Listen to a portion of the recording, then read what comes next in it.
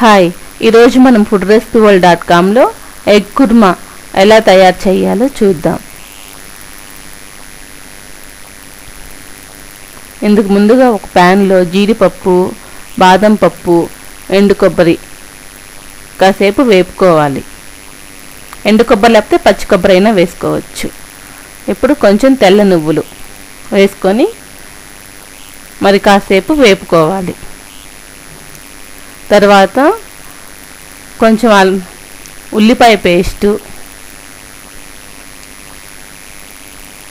కొంచెం అల్లం వెల్లుల్లి పేస్టు వేసుకొని ఫ్రై చేసుకోవాలి.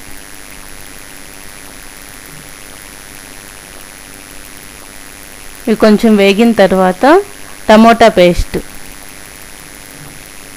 వేసుకొని మరి కాసేపు వేపుకోవాలి. పచ్చివాసన పోయేంత వరకు వేపుకోవాలి.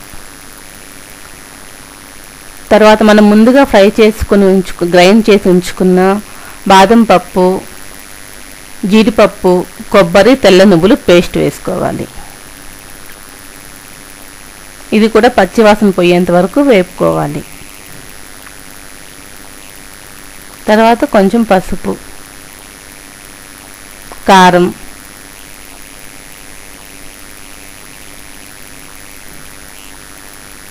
రుచికి సరిపడా ఉప్పు,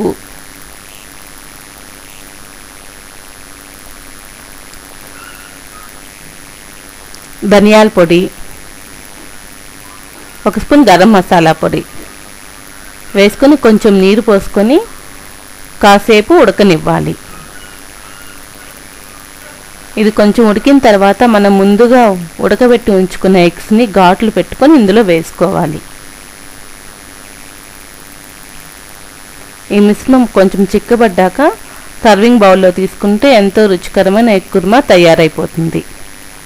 మరిన్ని వంటల కోసం foodrecipeworld.comని సందర్శించండి. మరియు సబ్స్క్రైబ్ చేసుకోవడం మర్చిపోకండి.